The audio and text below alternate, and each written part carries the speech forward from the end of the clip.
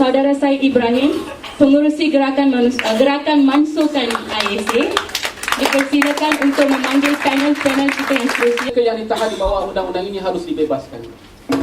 Jadi pada malam ini kita ada 3 orang ahli panelis. We have our 3 distinguished panelists with us, and we are well aware about the background of the emergency ordinance and the PSM 6. Let's welcome all our panelists for tonight. And for the first part of our forum, I will give each of the panelists 15 minutes, more or less, 15 minutes more or less, for the first round. And they will talk about what is EO and how it is related to what we're talking about tonight, which is EO as an instrument of political tool, especially for the government. Malaysia projects itself as a full-fledged and functioning democracy. And yet, it appears that it actually is currently under the pall and purview of no less than 4 subsisting proclamations of emergency. We have the 1964 emergency with respect to the confrontasi. We have the 1966 Sarawak emergency, following the dismissal of the Chief Minister, the then Chief Minister of Sarawak.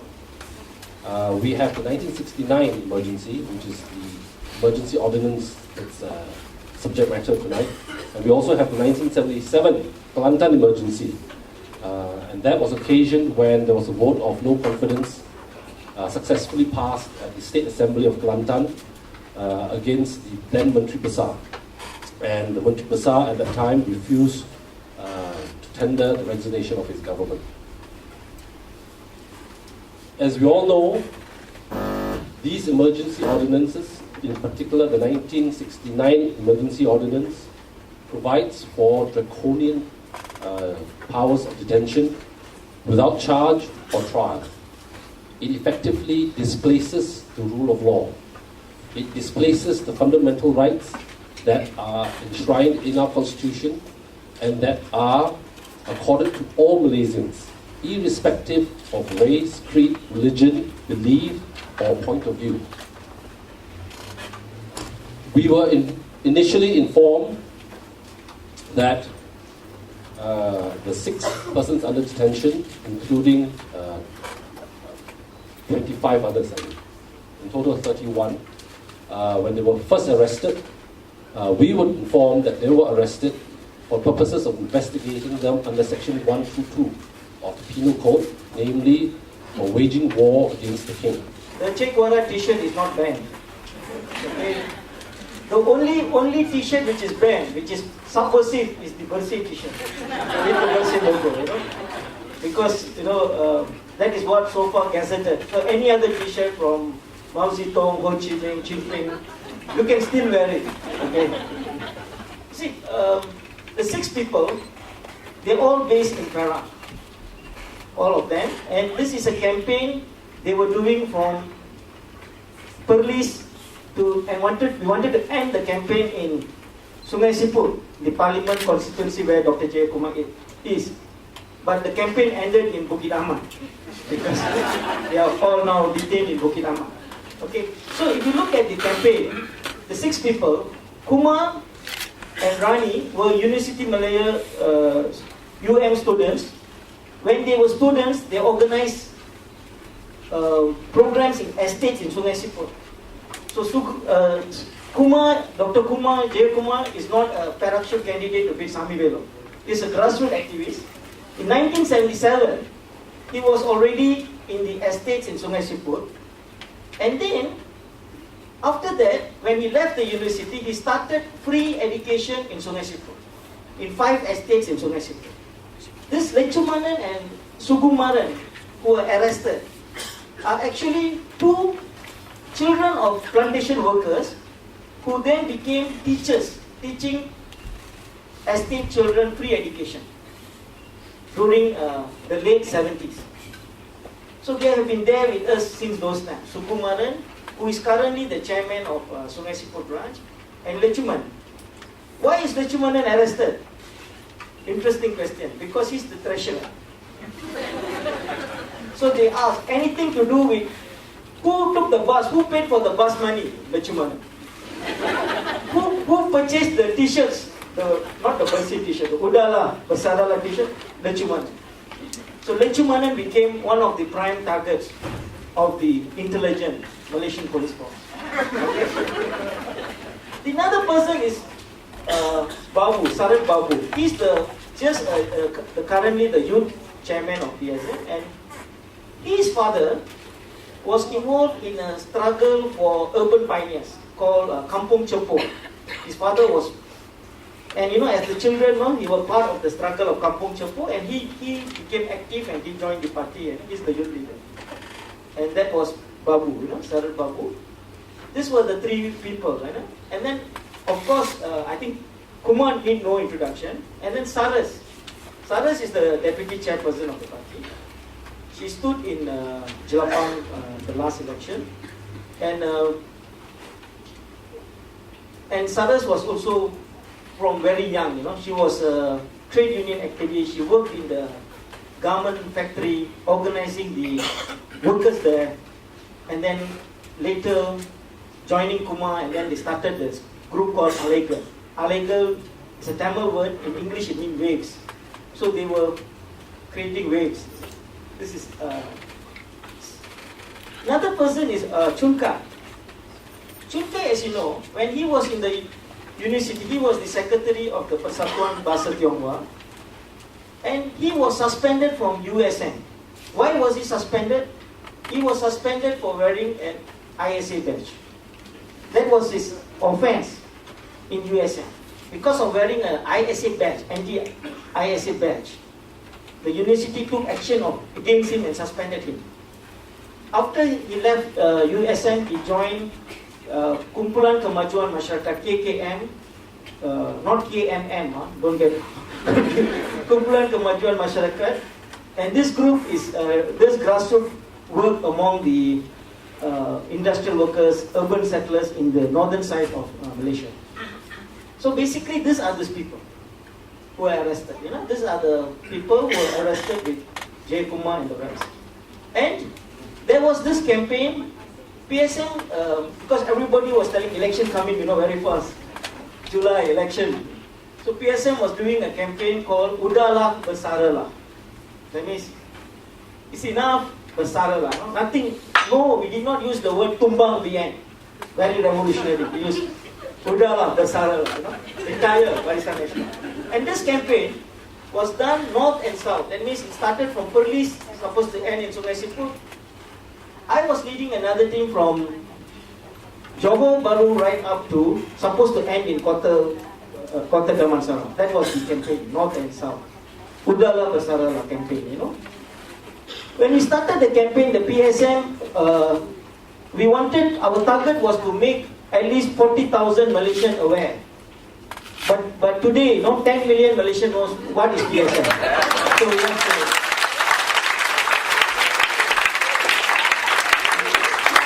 to thank once again the intelligent Malaysian police force. There was no design of ours. Okay?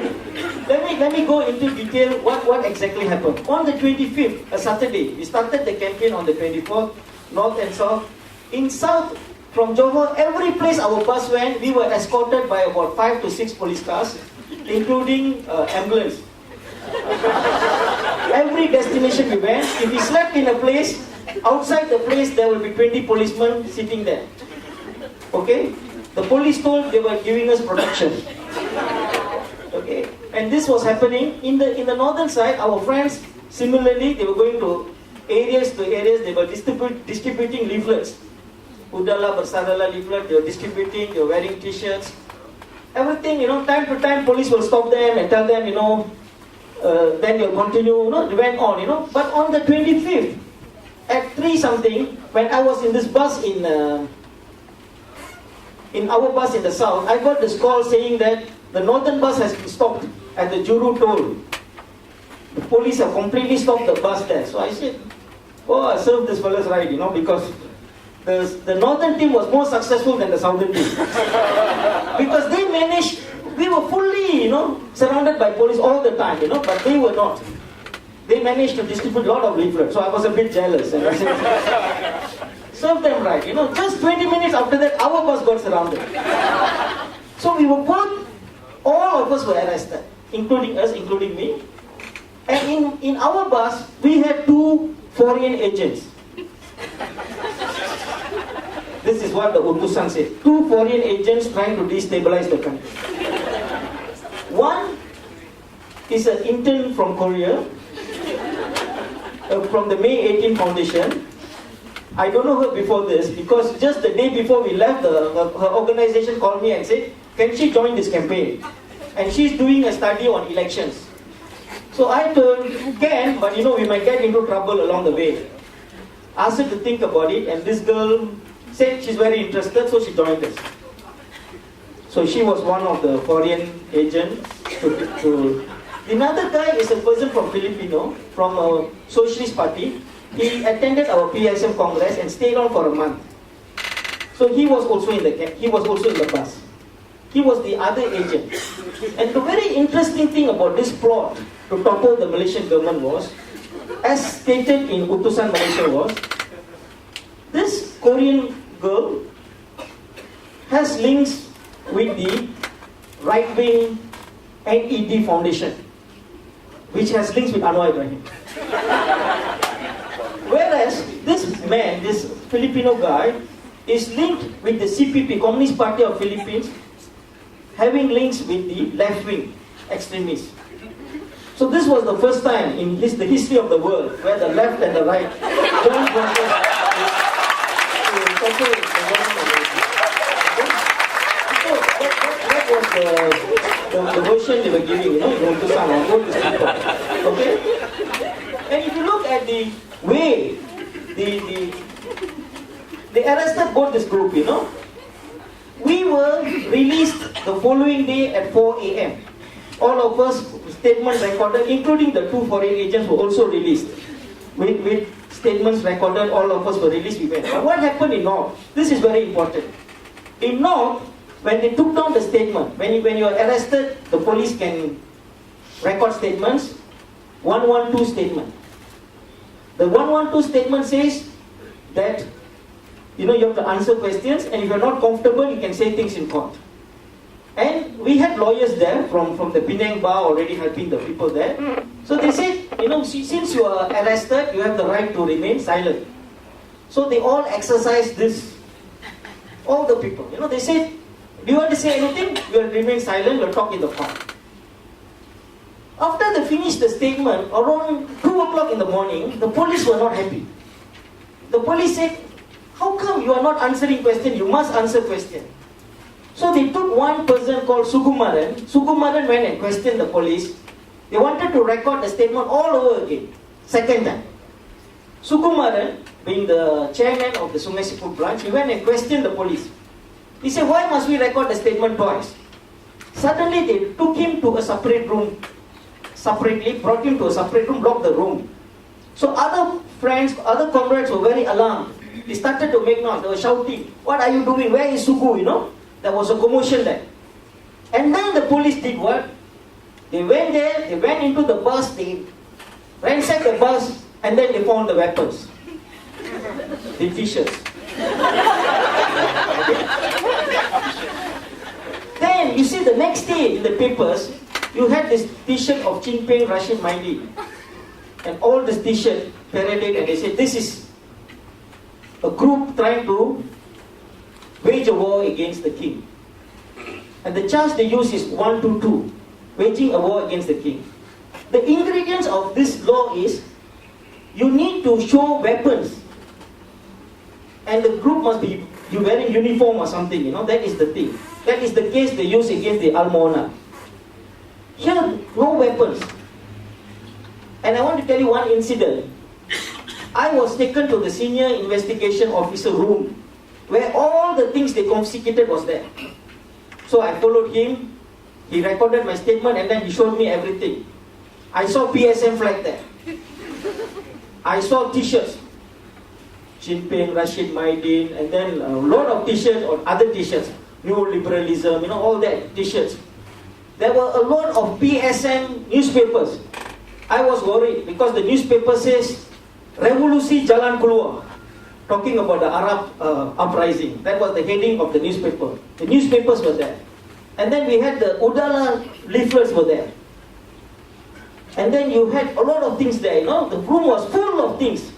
And this guy called me, the senior investigation officer. His name is Jalani. He said, Encik Arul, ini semua tak ada masalah. Ini masalah, ini dia masalah dia.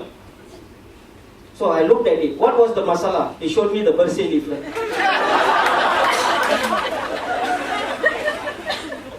And the birthday leaflet is a photostat copy. Not even yellow in color.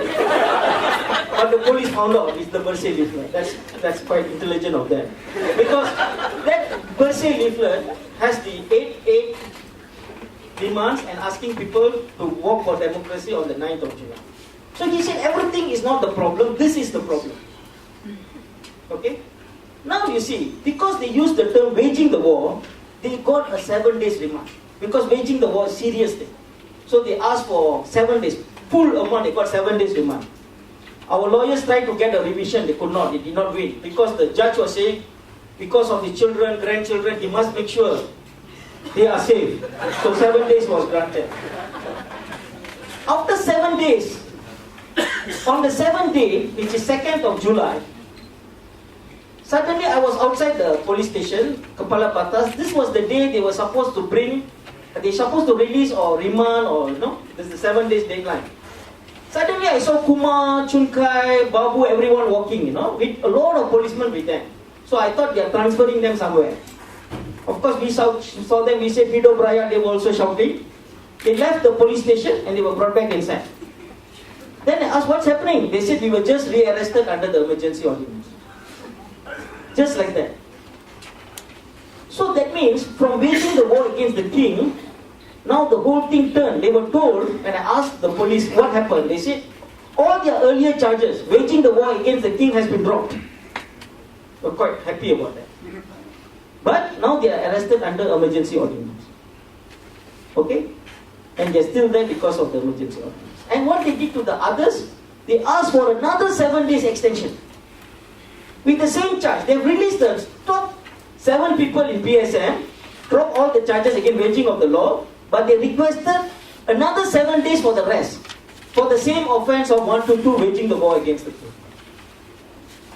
And when the court was hearing the case, the deputy IGP said publicly that they will be remanded a further 7 days. So the deputy IGP knows what is going to happen before the court hears the extension. And this deputy IGP, he said 7 days, but finally the Haji Sulaiman, team of lawyers from Penang really fought hard, and then it was reduced to 3 days. In the 3 days, they didn't do anything to the 7. And what happened to these 24 people were, they were interrogated by 3 groups of police. One the IO department, one the D6, one the Bukit Aman special officers. They were bringing all our people there, sometimes interrogating 5 or 6 people, interrogating them, telling them to confess so many things. I just tell you one incident about this lady. Her name is Jody. From 16 years old, she's tapping rubber. She's a plantation worker, tapping rubber, and then her estate in Jelapang called Satisila Estate went for eviction. She was fighting the eviction. She was the leader of that Satisila Estate. Very strong woman, very solid, really, she was that kind of a person.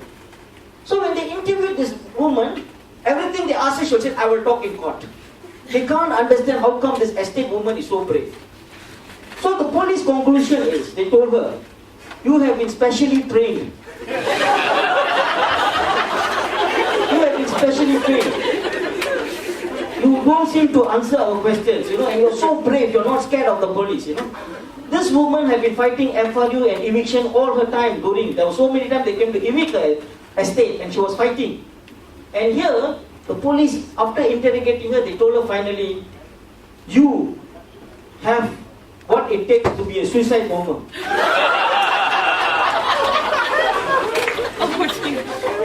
So the police force looking at this Jody, similarly other people, the PSM people who are all real activists, grassroots, normal, common people, I mean, like, if you ask Kumar questions, he may be talking about Marxism and all that. But these people, they were just very brave. And these two teenagers were arrested.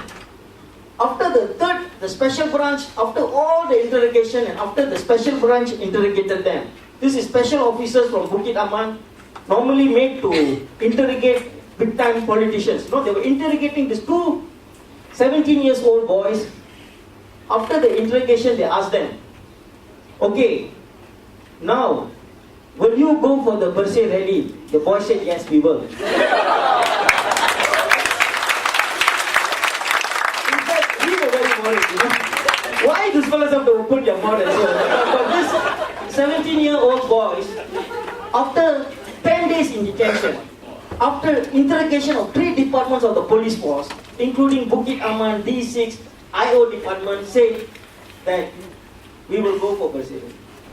So they can't understand all this, So we were, all of us were very, some of the questions, they wrote some questions and they wrote the answers, the police themselves, and they got people to sign it.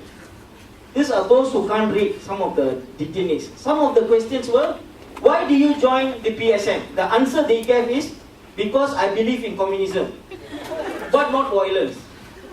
What kind of activities you do in PSM? The answer is to help the poor and topple the government.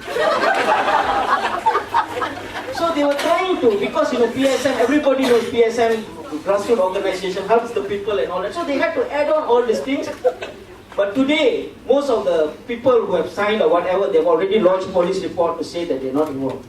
So we were very worried, what are the offense is going to be on our 6 comrades. And we had all these photos of Mahathir and Fidel Castro, Tun Razak and Mao Zedong. This was what used to win the election by Barisan Nasional. This was the key one, And we also showed MOU between UMNO Youth and the Communist Party of China.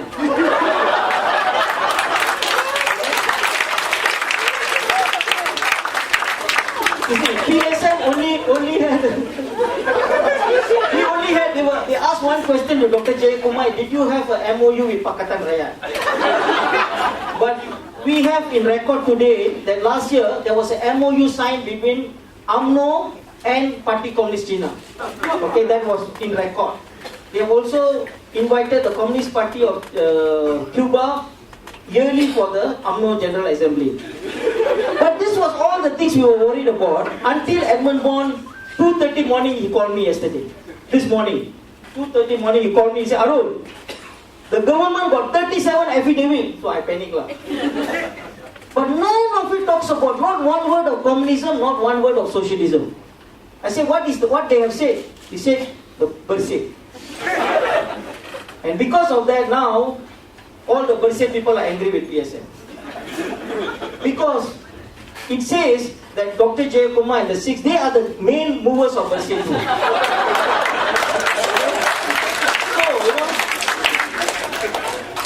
So, today Haris all have to come in public and say, we are the guys, don't take them for granted, They have to come in public to say that. Because, so now we have 37 affidavits basically saying that these people are a threat to public order because they are the main movers of Bersih too. All this thing about waging the war against the king, T-shirts of which are seen as subversive elements, all that is not there. Chris mentioned is that we are no longer in an emergency. You see out there the shadows of May 30, 1969, no longer there. You see Bersih, people walking peacefully, people walking in harmony, singing the Negaraku. I think our country has changed and we no longer need emergency laws. So this law really is a law that is archaic and must go. So without this law, they cannot be detained. The second reason, really, as Aru has said, is that this detention is mala fide. First, it was 122 waging war. There was also some allegations of illegal assembly, 27 Police Act. There was 511 Penal Code, illegal assembly as well. And then, after a few days, when they came out, the allegation is that they are penggerak bersih. And I just want to read this to you because we should stop reading or stop believing the lies people like Nazri, people like the police talk about socialism, communism, Jinping. Not a single word of that is mentioned in any of the affidavits. This is the allegation. Bahawa kamu terlibat sebagai penggerak kepada pertubuhan tidak berdaftar bersih yang telah menggerakkan kumpulan gabungan pilihan raya bersih dan adil Bersih 2.0 supaya orang ramai hadir Perhimpunan Bersih 2.0 di Kuala Lumpur pada 9 Julai 2001. Perhimpunan tersebut telah menyebabkan ketakutan dan kegentaran awam serta boleh mengakibatkan gangguan terhadap kehidupan seharian masyarakat yang boleh memudaratkan ketenteraman awam sehingga ramai orang awam membuat laporan polis menyatakan kegusaran mereka. This is the only allegation against the Sikhs. The only allegation against the Sikhs is that they are movers and shakers of Bersih, that there are 1,300 over reports made, but none of the reports have been exhibited in affidavits. That because of the 2007 Bersih 1 rally, there was the words used huru hara, kemusnahan harta benda, and threat to public order. That because of 2006, that's why they have to mencegah the 2011 Bersih. That is the only reason. Those same words are repeated all through all the affidavits, all through the 37 affidavits. And so then it goes to the point, the next point, next reason, I think is the fourth reason. Bersih has ended. Bersih finished on the 9th of July. The Bersih rally finished on the 9th of July. The allegations against them is the rally of 9 July 2011. The idea of emergency ordinance is to prevent people, whether rightly or wrongly, but it's ended. So the grounds for them to be detained no longer hold water because it's ended. And the Bersih rally was peaceful. It was the police that actually caused the uneasiness, that caused the crime.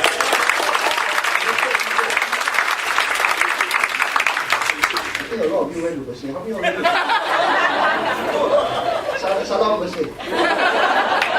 Well, it's very weird and it's somewhat quite funny because after Bersih, I was very shocked when I started talking to people. I said, hey, where do you come from? Yeah, Mama, right? Oh, I just came from a post-Bersih meeting. What is this post-Bersih meeting?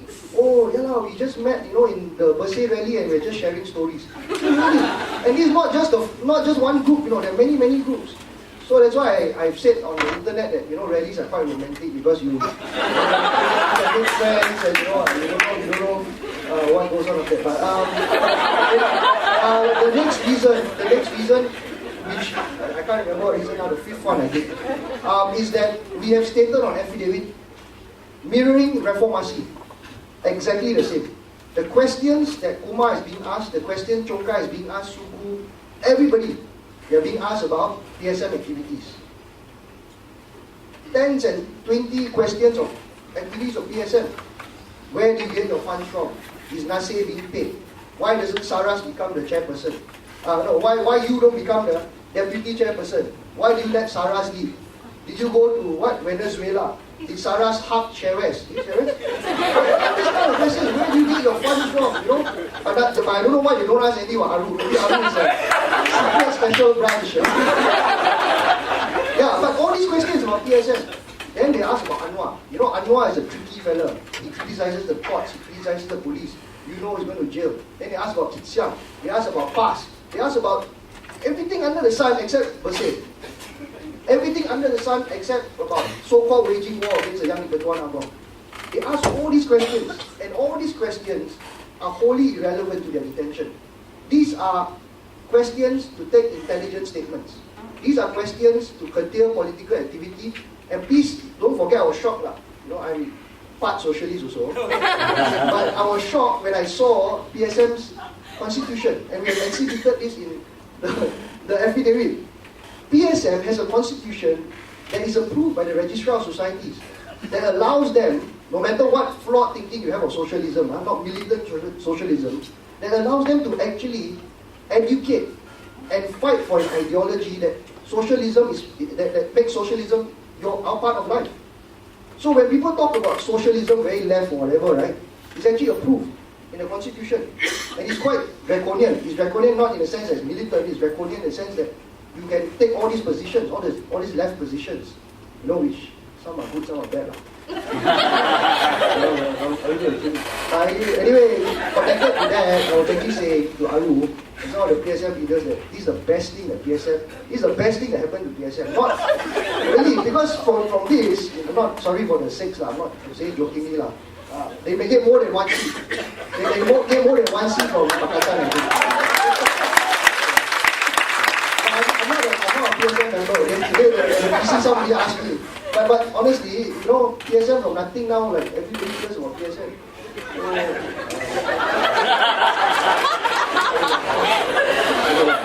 It's very late, really, very late.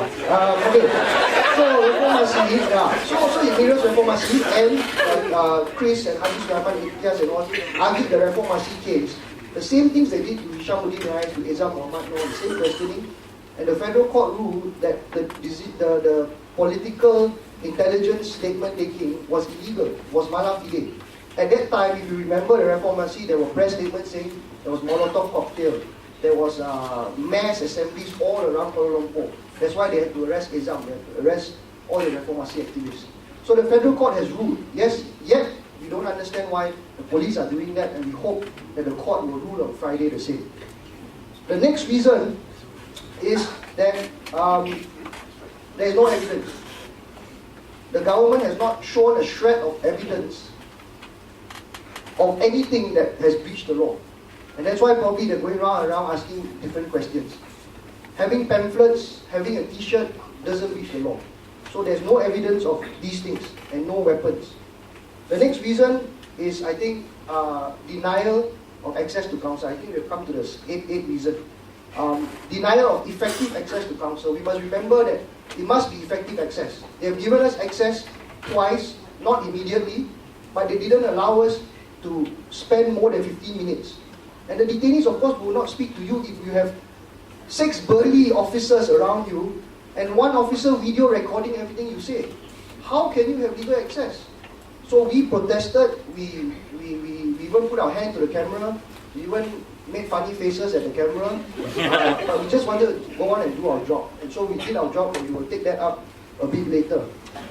So at the moment, for the parties, we have the lawyers here at Chimaha and Azri and Arumugam. There's a team of 20 over lawyers and interns helping and pupils.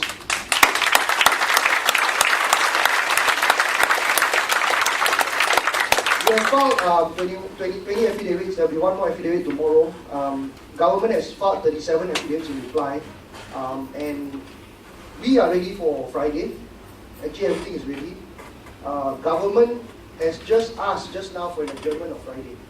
So they just asked for an adjournment because they said that they need time to reply to our affidavits. We will object very strongly to that adjournment. Because on Friday it will be 21 days.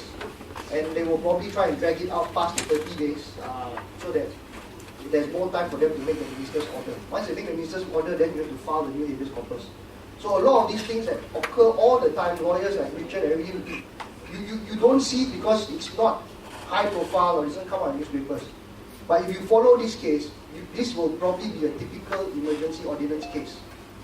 This will probably be a typical, similar to the ISA cases where the police mess you around.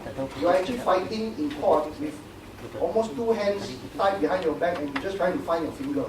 You don't have proper access to counsel. We wrote again to see them on Wednesday, today, denied. We've only got half an hour with them. We cannot speak to them in confidence. It's all video recorded. They didn't let us have immediate access. We had to file it by the family's affidavits. And once we file it, then only allows access, And then 6 of them arrested together, but then we have to split our teams up to 6 police stations to see them. Because they cannot control the crowd, they cannot control them coming together. So there are a lot of these things which I think are quite unreasonable, quite unfair, and I think we need to keep speaking up about it. In fact, when I met Kumar, so they didn't allow him to hold a pen to sign the warrant to act. We had to fight so hard just for him to hold a pen to sign the warrant to act. And I think it's not so much the questioning, but that whole conditioning of getting the prisoner to feel that he's just a number, that they have all control over him. That's why they have numbers for them. Saraj has a number, right? All of them have numbers, they're not known by their names. So there are a lot of these things which will come out very soon. And the other reasons, there are I think 2 or 3 more reasons, but you come on Friday and you find out.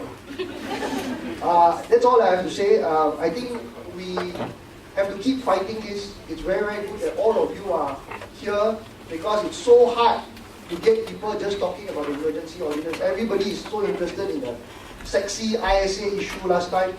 But the ISA, while it's equally important, is less severe now after the public pressure. We have 1,000 over people detained in Simpang Rendang in horrible conditions.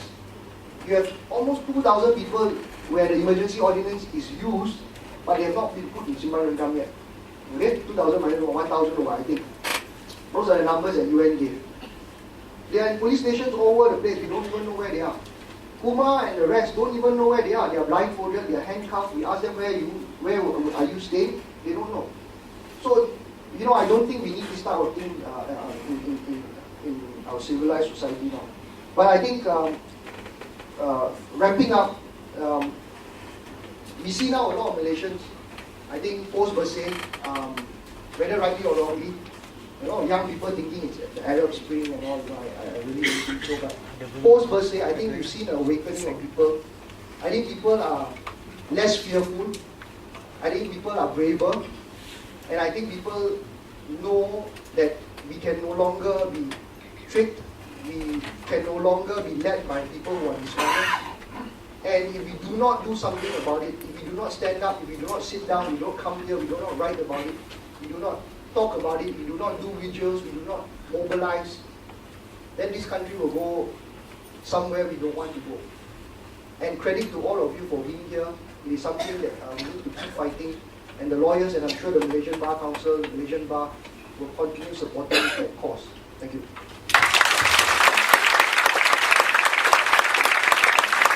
I'm glad to know that there's so much you have been doing. I salute all that against injustice, against all this. I'm asking now for, you all know that I've got fans now.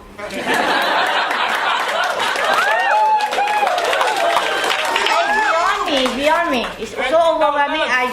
This is my one. Tonight I'm going home. I was so scared I dare not go home. Right, I'm asking Edmund now to give me information.